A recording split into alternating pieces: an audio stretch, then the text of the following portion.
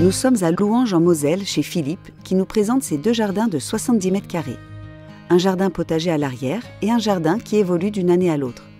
Lorsqu'il s'est installé, ces 2 jardins existaient déjà. Qu'est-ce qui t'a motivé à reprendre leur culture ? Au début, on plante parce qu'on a appris, parce qu'on a envie. Et puis un jour, on voit une certaine réussite. Je dis, tiens, pourquoi pas aller un peu plus loin ? Face au terrain très argileux, donc lourd, Philippe a dû travailler son sol en recyclant ses déchets verts. Ce que je retire du terrain, que ce soit des coupes, des branches, quoi que ce soit, je ne me voyais pas aller en déchetterie le déposer. C'est de la matière, la nature a l'habitude de le travailler, j'ai dit je fais exactement la même chose. Et donc j'ai composté, je l'ai broyé d'ailleurs pour que ce soit un peu plus facile à travailler. Et puis il est composté régulièrement, et ce qui fait qu'à l'heure actuelle, je ne vais jamais en déchetterie. Avec la quantité de déchets verts, un seul composteur ne suffisait pas.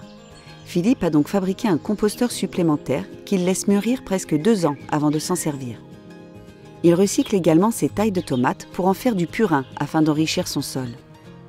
Et je trouve très intéressant cette notion de purin, que ce soit du purin de tomate ou que ce soit une autre plante. En fin de compte, ce n'est que la plante qui retourne là d'où elle vient. Et tout ce qu'on n'a pas besoin autour de la plante, que ce soit parce que c'est trop de plantes.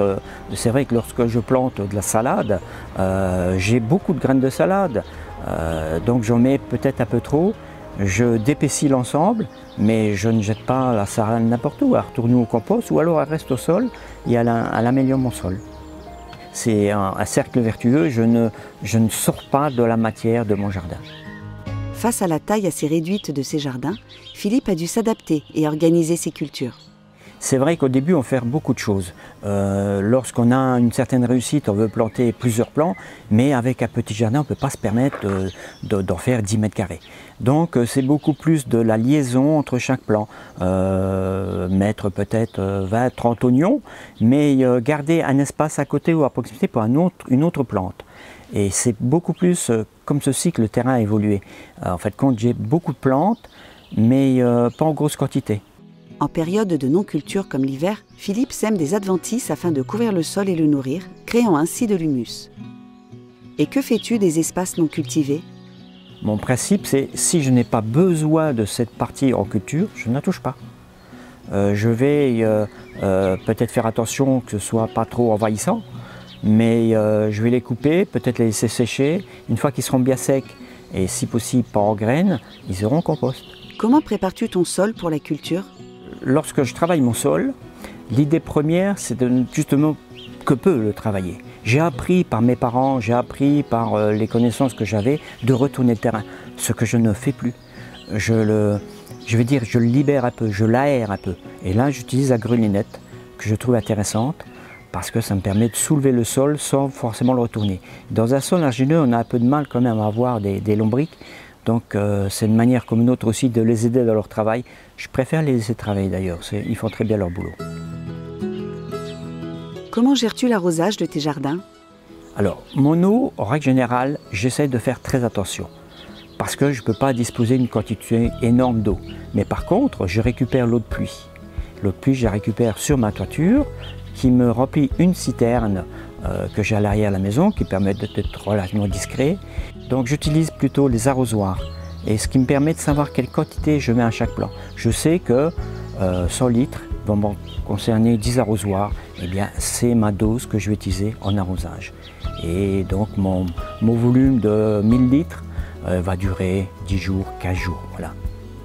Et c'est certain que lorsqu'il y a, maintenant on va peut-être arriver sur une période sans pluie, j'aurai peut-être des petits soucis, et ben tant pis, ce sera le paillage qui va prendre le relais, ce sera, les plantes vont souffrir s'il faut, mais bon, je ne vais pas essayer de capter de l'eau autrement pour absolument arroser.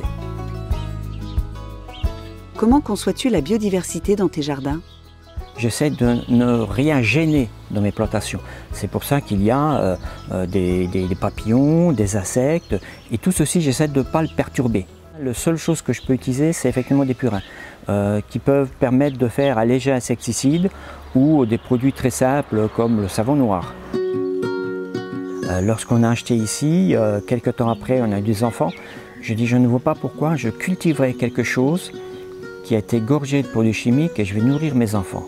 Donc ça a été ma première prise de conscience. Je dis stop, on va essayer de faire sans. J'ai l'impression, c'est encore que mon impression, c'est que la nature reprend correctement le dessus et respecte le travail, mais se respecte elle-même aussi. Philippe pratique également la tonte raisonnée afin de favoriser la biodiversité et préserver ainsi l'habitat de certains insectes.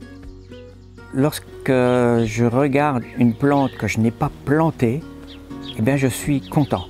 Parce que je me dis, si elle s'est installée, c'est que mon sol est correct. Ça, c'est la première chose. Après, j'essaie de savoir quelle est cette plante. Est-ce qu'elle va pouvoir être intéressante? Est-ce qu'elle va fleurir? Et c'est comme ça qu'effectivement, il y a certaines plantes qui fleurissent. Lorsqu'on regarde mon jardin, il y a des fleurs. J'en suis content, déjà parce que je ne les ai pas plantées, c'est très bien. Mais en plus, ça sert à la biodiversité. Lorsque les abeilles viennent butiner, c'est magnifique. Utilises-tu une technique contre les ravageurs? C'est vrai que lorsque j'ai commencé mon jardin, j'utilise des produits phytosanitaires parce que j'ai commencé comme ça. Et puis lorsque j'ai fait le choix de tout arrêter, ben, je me suis aperçu qu'il n'y avait pas plus de maladies, il n'y avait pas plus d'insectes, voire même moins. Et à l'heure actuelle, je suis étonné de n'avoir que très peu d'insectes nuisibles. Il y a les limaces. Cette année, on a eu de la chance, on a eu beaucoup d'eau. Mais beaucoup d'eau, je crois que les limaces ont appris à nager. Elles sont en plus gourmandes. Je passe certaines soirées dans le jardin pour les récupérer. Philippe utilise aussi l'alliance de plantes, notamment avec la tomate, qu'il associe à l'œillet d'Inde qui attire les pucerons au bénéfice des autres plantes alentours. Cela constitue également un bon indicateur pour évaluer l'ampleur de l'infestation. L'observation est donc capitale pour le bien-être du jardin. Je crois que je fais très attention aussi. Je suis souvent dans le jardin parce que j'aime m'y promener, mais c'est l'œil du jardinier et puis il faut regarder ce qu'il en est. S'il y a peu de pucerons, ben, on n'hésitera pas à les écraser entre deux doigts et puis voilà, avant que ce soit trop envahissant. Tes pratiques ont-elles évolué au cours du temps? Mes pratiques évoluent constamment parce que de mois en mois dans une même année, mais les décisions que je prends pour l'année suivante changent aussi. Par exemple, sur l'avant de mon jardin où ce n'était pas le cas, je mets maintenant aussi des pieds de tomates. Les pieds de tomates, ils aiment la chaleur, l'avant du jardin est peut-être plus chaude que l'arrière. Donc voilà aussi pourquoi j'utilise cette zone. Il évolue constamment mon jardin, donc moi j'évolue avec lui, c'est un renouveau constant. Se dire aussi que je peux grappiller quelque chose, un peu de framboise ici, les petits pois, une tomate quand ce sera le moment. Voilà, c'est des choses agréables.